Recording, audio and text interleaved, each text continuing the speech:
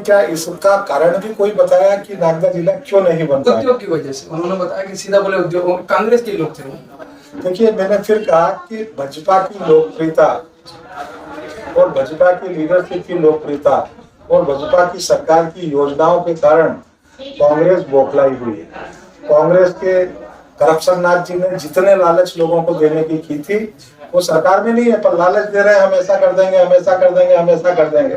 15 महीने की सरकार में 2 लाख कर्जा माफ नहीं हुआ। 15 महीने की सरकार में लोगों को, बेरोजगार युवकों को 4000 रुपए भत्ता मिलना प्रारंभ नहीं हुआ। उनकी सरकार में उन्होंने कहा था कि समूह लोन माफ कर देंगे, महिलाओं का समूह लोन माफ हुआ नहीं। सरकार की तमाम जो योजनाएं थी, संबल योजना हो, लक्ष्मी लाडली योजना हो, उन्होंने कहा था कि हम 51,000 रुपए देना प्रारंभ कर देंगे हम मुख्यमंत्री कन्यादान में, वो नहीं हुआ।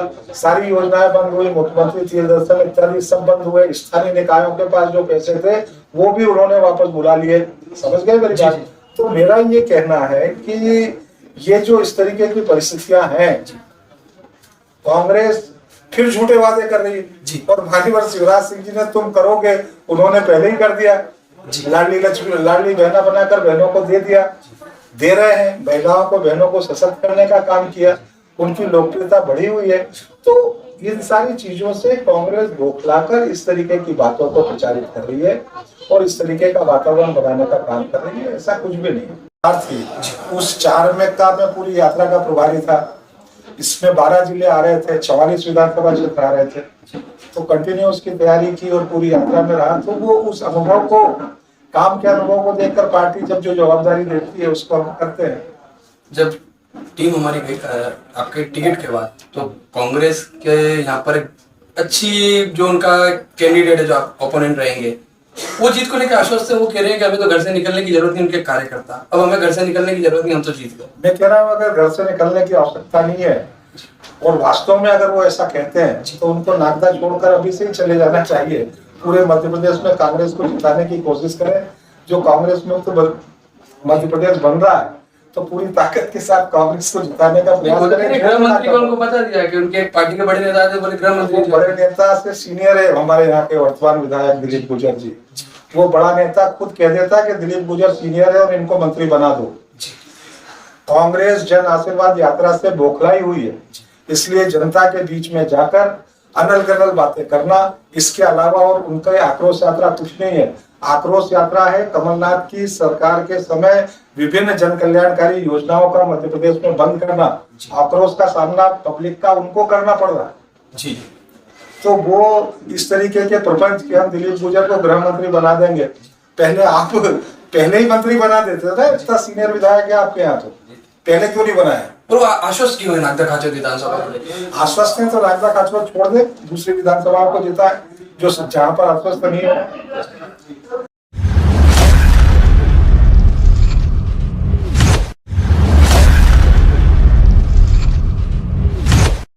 नमस्कार दोस्तों, रियल टॉक विद रजत में आप सभी का स्वागत है।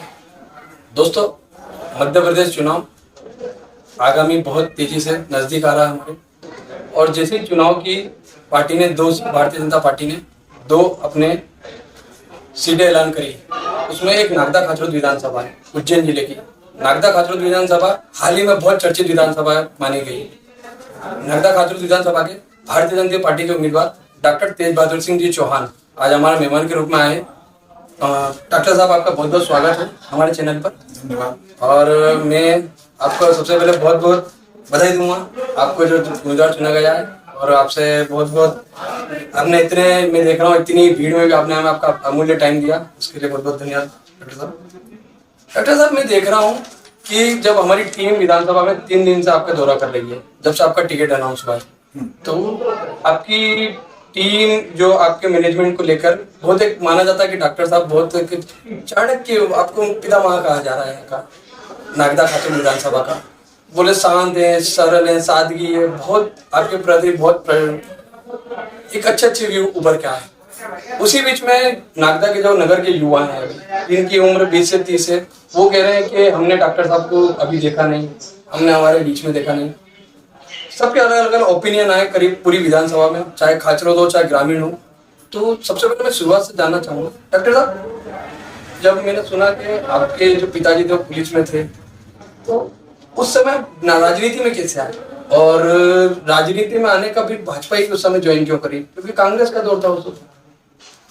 देखिए, मुझे आपने बहुत अच्छा प्रश्न किया है।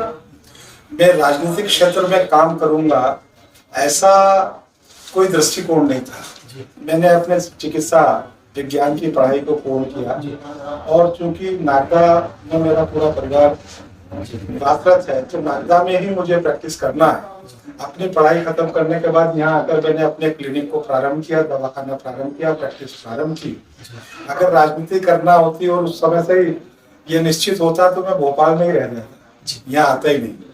लेकिन जब मैंने चंबल मार्ग पर अपना दवाखाना प्रारंभ किया तो मुंडालाल जी प्रजापत एक भारतीय जनता पार्टी के हमारे अपने पुराने कार्यकर्ता थे और वो उस जगह के हमारे 10-12 पोलिंग चुनावी दृष्टि से बहुत कमजोर हुआ करते थे। मैं मुन्नालाल जी के सानिध्य में आया और उनके साथ प्रतिदिन मिलना जुलना और ये सारा विषय बनता गया। वो मुझे भारतीय जनता पार्टी सिखाते रहे, भारतीय जनता पार्टी बताते रहे। फिर उन्हीं के माध्यम से मैं लाल सिंह जी राणावत साहब से, पार्टी के अन्य प्रमुख नेताओं से उन्होंने मेरा परिचय और मिलना और विषय कुछ इस तरीके से प्रारंभ हुआ और मैं राजनीतिक क्षेत्र में काम करने लगा। एक सवाल आता है, उस दौर में आपके पिताजी बताते हैं पुलिस में थे, तो आपको प्रेरित नहीं किया गया कि नौकरी करिए या नौकरी में आगे जाइए? मेरी माता जी पूरी तरह से ग्रस्त थी। उनकी शिक्षा दीक्षा भी बहुत समझ थी उनमें, पर किसी कक्षा में उन्होंने अध्ययन नहीं किया। अनपढ़ होने के बाद भी उनका जो दृष्टिकोण और वो सब, मैं मानता हूँ कि मेरी माताजी को पुलिस से ज्यादा अच्छी कोई नौकरी नहीं लगती थी और उनकी बहुत इच्छा थी कि मैं पुलिस में ही सर्विस करूं। आप राजनीति में कैसा हुआ, पुलिस का आपने ट्राई करा? मेरे मन में शुरू से था कि मैं डॉक्टर बनूं। मैं हमेशा अम्मा पिताजी की इच्छाओं को मना करता रहा। मेरे पिताजी का उस समय काफी अप्रोच थी, मेरे बहनोई वगैरह सभी को उन्होंने भर्ती नहीं करवाया। मेरे परिवार के रिश्तेदार कई लोग पुलिस में, पर मैं उनके उस आदेश को पालन नहीं कर पाया और मुझे डॉक्टर बनना है, उसी जिद में। मैं देख रहा हूँ अब आपको यहाँ पर भारतीय जनता पार्टी ने विधानसभा का उम्मीदवार घोषित करा, कितने आश्वस्त हैं आप विधानसभा को लेकर? क्योंकि ये विधानसभा ऐसा पता चलता बीजेपी का घर है, बट यहाँ पर हमेशा कांग्रेस जीतती रही है। विगत 30 वर्षों देखें तो 3 से 4 टर्म कांग्रेस ने लिए हैं। और एक टिकट को लेकर भी मुझे सवाल है, कोई बता रहा है कि आपका जो पुराना 2003 का जो संबंध था, आज जो सत्यनारायण जटिया जी हैं उनका आपको लाभ मिला। कोई बता रहा संघ ने टिकट दिलवाया, किसी ने अलग बताया। तो मैं आपसे जानना चाहता हूँ कि आपको टिकट कैसे मिला और कितना आश्वस्त है? देखिए, मैं पूरी तरीके से आश्वस्त हूँ कि नागदा खाचरोद विधानसभा में भारतीय जनता पार्टी का विजयी परचम फहराएगा, मुझे कोई शंका नहीं। दूसरी बात कि यहाँ पर कांग्रेस, अगर आप पुराने शीर्ष से नागदा खाचरोद सीट को देखेंगे तो चाहे हिंदू महासभा रही हो, चाहे भारतीय जनसंघ रहा हो या भारतीय जनता पार्टी में, लगातार भारतीय जनता पार्टी ने विजय श्री का गढ़ माना गया है। ये पिछले 2-3-4 चुनाव से इसमें का परिणाम आया है कि कभी एक बार जीत गए, कभी हार गए, लेकिन इस बार निश्चित रूप से भारतीय जनता पार्टी जीतेगी, मुझे ऐसा विश्वास है। और इसलिए कि हमने बूथ सशक्तिकरण पर पिछले 2 वर्षों में लगातार पूरे मध्य प्रदेश में काम हुआ है, नागदा खाचरोद में भी काम हुआ है। हमारी नागदा खाचरोद की लीडरशिप नेतृत्व सक्षम है, कार्यकर्ताओं की बड़ी फौज है। हमारे मंडल के अध्यक्ष और सारे पदाधिकारी पहले से इस विधानसभा को जिताने के लिए पूरे परिश्रम के साथ लगे हुए हैं, इसलिए उसमें कोई विषय नहीं है। आपका जो अगला महत्वपूर्ण है कि आपको टिकट किसने दिलवा दिया, ये बहुत चर्चा का विषय पूरे नगर में। भारतीय जनता पार्टी में कोई एक व्यक्ति निर्णय नहीं करता। भारतीय जनता पार्टी में किसी व्यक्तिवाद के आधार पर या किसी व्यक्ति की सूची के आधार पर कि ये मेरे नाम है और इनको देना होगा, ऐसा नहीं होता। हमेशा सामूहिक निर्णय होते हैं। जिन सारे प्रमुख लोगों को इस बात की जवाबदारी होगी कि उन्हें विधानसभाओं में कौन उपयुक्त प्रत्याशी होंगे ये तय करना होगा, उन्होंने सामूहिक रूप से निर्णय किया होगा। किसकी क्या भूमिका होगी ये तो मुझे नहीं पता। मैं तो महाकुंभ के बाद भोपाल से नागदा लौट रहा था, सोनकस तक आ गया था और सोनकस में मुझे पता चला कि सूची जारी हुई और उसमें मुझे प्रत्याशी बनाया। अब मैं थोड़ा सा ऐसा विषय उठा रहा हूँ, मैंने जब मेरी पूरी टीम ने एनालाइज करा तो आप 1988 से सक्रिय हैं राजनीति में। आपने बहुत एक लंबा 35-40 वर्षों का आपने राजनीति में? 98 से नहीं, 89 से, 89 से सक्रिय हूं। 89 से आप सक्रिय हैं। अब तमाम उसके बड़े पहले बड़े भी पदों पर बजरंग दल का संयोजक जी रहा हूं। आप बजरंग दल के रहे हैं, विश्व हिंदू परिषद के रहे हैं, शासकीय महाविद्यालय में रतलाम के विद्यार्थी मोर्चे में रहे हैं आप, मैं कॉलेज में बीएससी फर्स्ट ईयर में प्रदेश अध्यक्ष आप हेमोपैथिक चिकित्सा में रहे हैं, और हाल ही में आप इंदौर नगर निगम चुनाव प्रभारी, जिला प्रभारी, इंदौर महानगर एवं संभाग प्रभारी हैं। तो एक जो सवाल आ रहा है पूरे नगर में और पूरी संभाग में हो गया, मालवा प्रांत में हो गया है कि सबसे ज्यादा विरोध आपका क्यों हो रहा है? हाल ही में 17 पार्षद आपके नागदा नगर के, 9 पार्षद खाचरोद के, मंडल अध्यक्ष सभी ने एक इस्तीफा पेश करा है कि हमें उम्मीदवार नहीं, हमें पसंद नहीं है। इसका क्या कारण है इतने बड़े राजनीतिक कैरियर होने के बाद? देखिए, इसका कोई कारण नहीं है। भारतीय जनता पार्टी में काम करने वाला कार्यकर्ता, और जैसा मैंने कहा कि कार्यकर्ताओं की एक बड़ी फौज, अच्छी लीडरशिप नागदा खाचरोद में है। हमारे पास विधानसभा के चुनाव को लड़ने लायक कई नेता यहाँ पर इस स्तर के हैं। और जब व्यक्ति राजनीतिक क्षेत्र में काम करता है तो चाहे पार्षद का चुनाव हो, जनपद का चुनाव हो, जिला पंचायत हो, विधायक हो, लोकसभा हो, कई कार्यकर्ताओं की इच्छा स्वाभाविक है। अनुकूल निर्णय आता है तो ठीक है, जब अनुकूल निर्णय नहीं होता तो ये व्यक्ति का स्वभाव होता है, तो तात्कालिक भावावेश की स्थिति निर्मित होती है। इससे ज्यादा कुछ भी नहीं है। भारतीय जनता पार्टी एक परिवार है, हम परिवार भाव से काम करते हैं। मुझे पूरा पूरा पूरा विश्वास है कि भारतीय जनता पार्टी का एक कार्यकर्ता यहाँ पर कमल के फूल को जिताने के लिए काम करने वाला है। मैंने जब हमारी टीम घूम रही थी तो बताया कि डॉक्टर साहब 4000 पोस्ट कार्ड दिवाली की शुभकामना प्रेषित करते थे कार्यकर्ताओं को। डॉक्टर साहब चिकित्सा में निःशुल्क इलाज करते थे। आपके कई कार्य बताया, मतलब आपकी छवि बिल्कुल स्वच्छ, साफ, सादगी। एक 2013 का एक वाक्य भी याद आता है, जब शिवराज सिंह जी की आशीर्वाद यात्रा चल रही थी तो आपने पूरा उसका आपके अगवानी में वो हुई थी नागदा नगर में। तो एक सवाल आ रहा है कि ये विरोध का कारण क्यों हो रहा है कार्यकर्ताओं में? विरोध का कारण तो वैसा कोई कारण है ही नहीं। मैंने आपको वो कारण पहले स्पष्ट किया। ये क्षणिक भाव है, समय के साथ 1 दिन में, 2 दिन में, 4 दिन में स्वाभाविक रूप से समाप्त होने वाले, कोई उसमें दिक्कत नहीं है। और ये जो आपने दूसरा प्रश्न किया है, वास्तव में आर्थिक दृष्टि से मैं इतना मजबूत कभी भी नहीं रहा। पार्टी का काम करना और ईमानदारी के साथ करना और पूरी ताकत और ऊर्जा के साथ काम करना। अब मुझे लगता था कि कार्यकर्ताओं को शुभकामनाएं भेजना चाहिए। अब भेजना चाहिए तो 5 रुपए की टिकट लगाकर, और एक पत्र का डाक खर्च 5 रुपए हो, 4 रुपए हो, वो संभव नहीं था। 15 पैसे का पोस्ट कार्ड आता था, तो उसको यदि हाथ से लिखकर भी शुभकामनाएं भेज दी जाए तो जिले भर में जिले का अध्यक्ष, फिर जिले का महामंत्री हो गया, तो जिले भर में पदाधिकारियों को, कार्यकर्ताओं को शुभकामना चली जाए तो 15 पैसे के पोस्ट कार्ड में भी लिख के अपनी भावनाओं को भेजने का काम कर लेता। तो ये एक हमारी जिले की सूचनाएं भी हस्तलिखित पोस्ट कार्ड से होती थी। अब मोबाइल का जमाना आ गया, तो पहले तो यही साधन थे, तो उसी तरीके से किया करते थे। जन आशीर्वाद यात्रा जब से मध्य प्रदेश में भारतीय जनता पार्टी की बनी है सरकार, तब से हर वर्ष निकाल रहे हैं। जब सरकार नहीं थी तो प्रारंभ में परिवर्तन यात्रा निकाली, तो जब परिवर्तन यात्रा निकली प्रारंभ में उमा जी के नेतृत्व में, तब से ही मेरे पास कोई ना कोई जवाबदारी इस यात्रा को लेकर रही।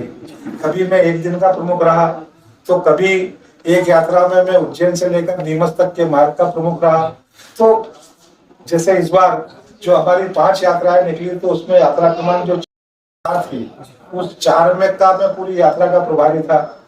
इसमें 12 जिले आ रहे थे, 44 विधानसभा क्षेत्र आ रहे थे, तो कंटिन्यू उसकी तैयारी की और पूरी यात्रा में रहा। तो वो उस अनुभव को, काम के अनुभव को देखकर पार्टी जब जो जवाबदारी देती है उसको हम करते हैं। जब टीम हमारी आपके टिकट के बाद, तो कांग्रेस के यहाँ पर अच्छी जो उनका कैंडिडेट है, जो आप ओपोनेंट रहेंगे, वो जीत को लेकर आश्वस्त है। वो कह रहे हैं कि हमें तो घर से निकलने की जरूरत नहीं, उनके कार्यकर्ता, अब हमें घर से निकलने की जरूरत नहीं, हम तो जीत गए। मैं कह रहा हूँ अगर घर से निकलने की आवश्यकता नहीं है, और वास्तव में अगर वो ऐसा कहते हैं, तो उनको नागदा छोड़कर अभी से ही चले जाना चाहिए। पूरे मध्य प्रदेश में कांग्रेस को जिताने की कोशिश करें। जो कांग्रेस मुक्त मध्य प्रदेश बन रहा है, तो पूरी ताकत के साथ कांग्रेस को जिताने का प्रयास करेंगे। गृह मंत्री को उनको बता दिया कि उनके पार्टी के बड़े नेता थे, बोले गृह मंत्री बड़े नेता से सीनियर है हमारे यहाँ के वर्तमान विधायक दिलीप गुजर जी। वो बड़ा नेता खुद कह देता कि दिलीप गुजर सीनियर है और इनको मंत्री बना दो। कांग्रेस जन आशीर्वाद यात्रा से बौखलाई हुई है, इसलिए जनता के बीच में जाकर अनल गनल बातें करना, इसके अलावा और उनका आक्रोश यात्रा कुछ नहीं है। आक्रोश यात्रा है कमलनाथ की सरकार के समय विभिन्न जन कल्याणकारी योजनाओं का मध्य प्रदेश में बंद करना। आक्रोश का सामना पब्लिक का उनको करना पड़ रहा जी।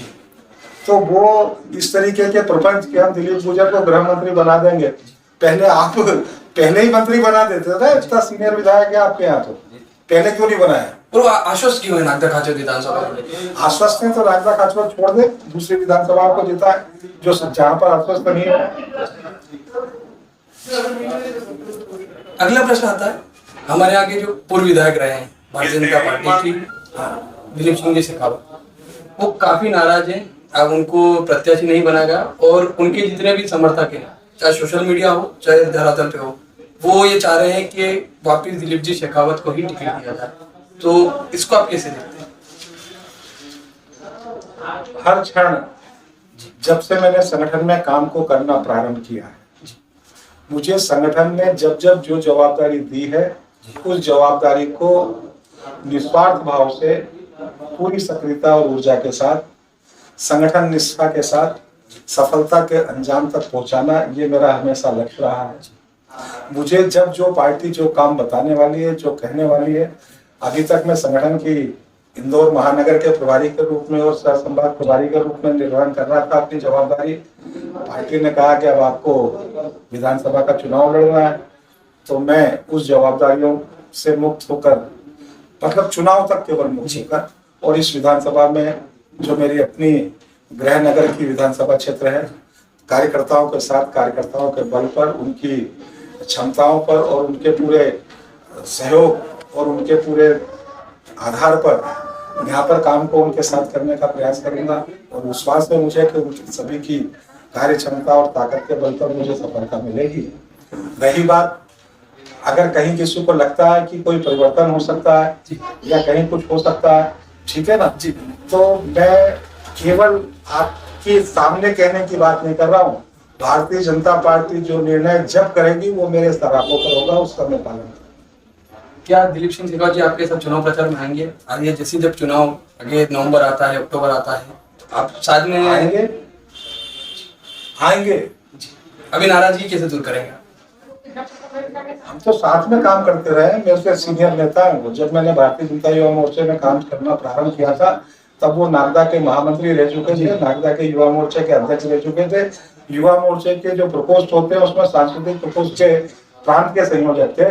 तब मैंने भारतीय जनता पार्टी में काम करना प्रारंभ किया। उसके पहले वो विद्यार्थी परिषद के भी नेता रह चुके, ठीक है ना जी। तो मुझे कोई संशय नहीं है, बड़े भैया बड़े हैं या समूह हैं या जैसा भी आप मान लें, लेकिन मुझे विश्वास है कि वो काम करेंगे, ठीक है ना, कोई दिक्कत नहीं है।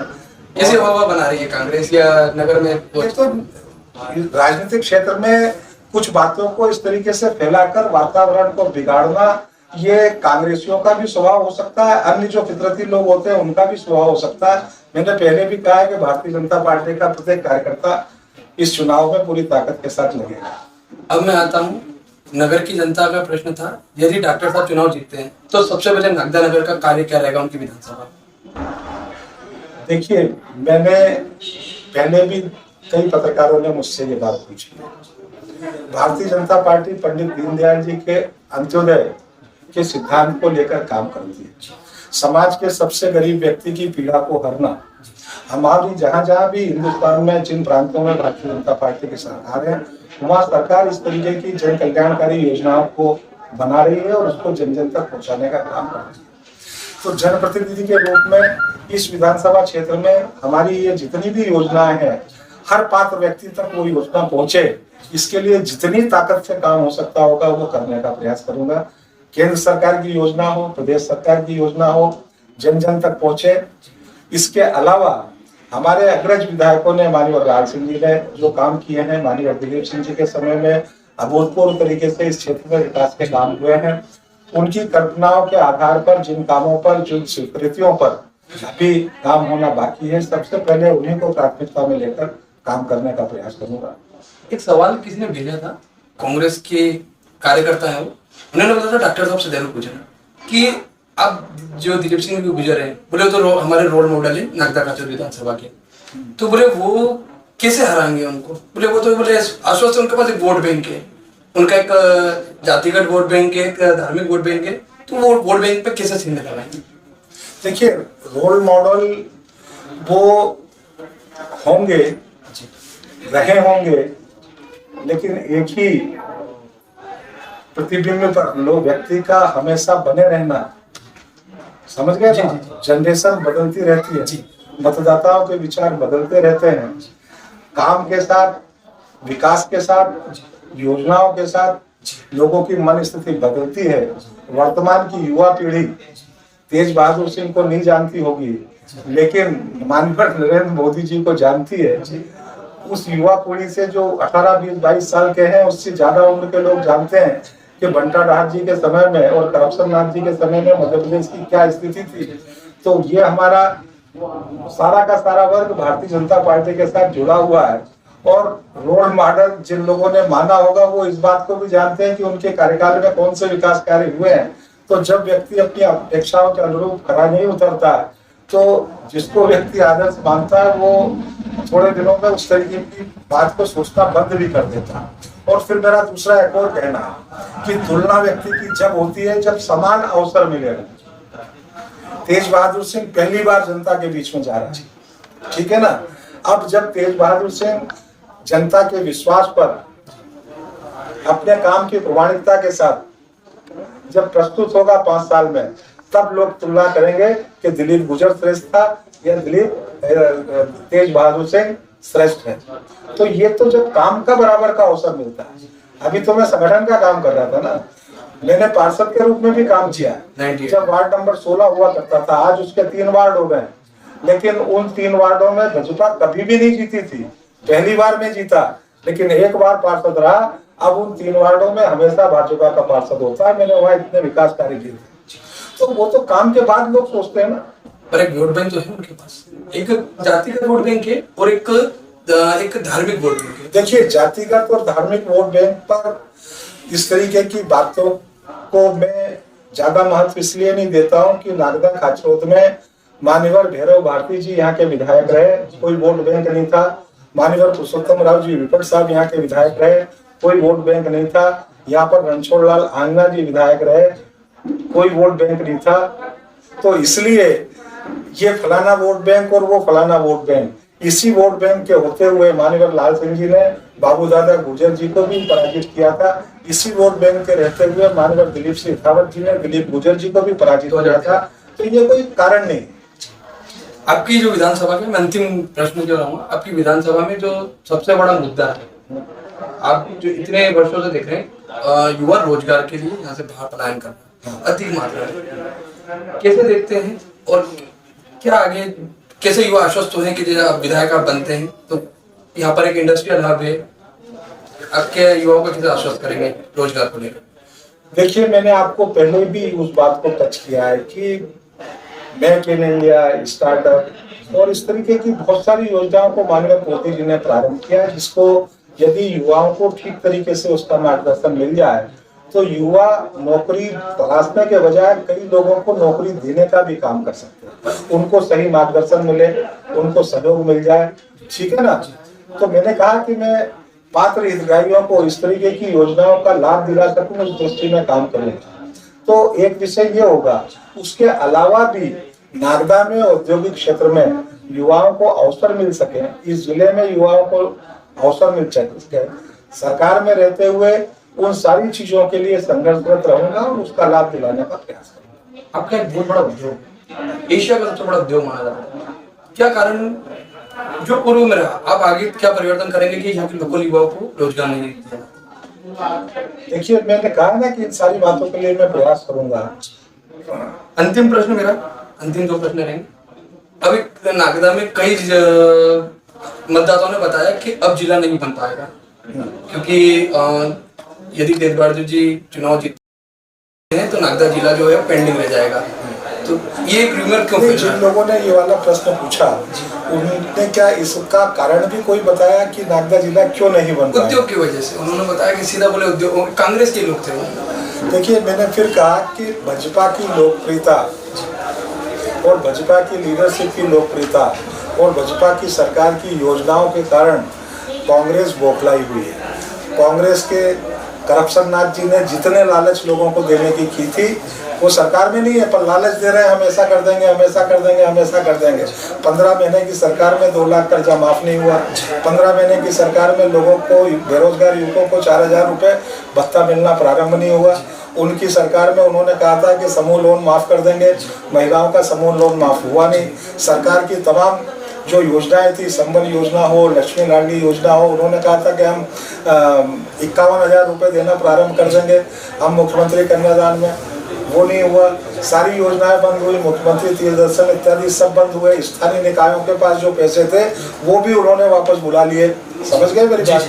तो मेरा ये कहना है कि ये जो इस तरीके की परिस्थितियां हैं, कांग्रेस फिर झूठे वादे कर रही है और माननीय शिवराज सिंह जी ने तुम करोगे, उन्होंने पहले ही कर दिया। लाडली बहना बनाकर बहनों को दे दिया, दे रहे हैं। महिलाओं को, बहनों को सशक्त करने का काम किया, उनकी लोकप्रियता बढ़ी हुई है। तो इन सारी चीज़ों से कांग्रेस बौखलाकर इस तरीके की बातों को प्रचारित कर रही है और इस तरीके का वातावरण बनाने का काम कर रही है। ऐसा कुछ भी नहीं है। और इसलिए हमारे लिए पार्टी ही सर्वोपरि है, पार्टी ही प्राथमिकता है। पार्टी को ही प्राथमिकता मानकर सारे कार्यकर्ता केवल संगठननिष्ठ होकर अपनी सक्रियता को काम करते रहेंगे।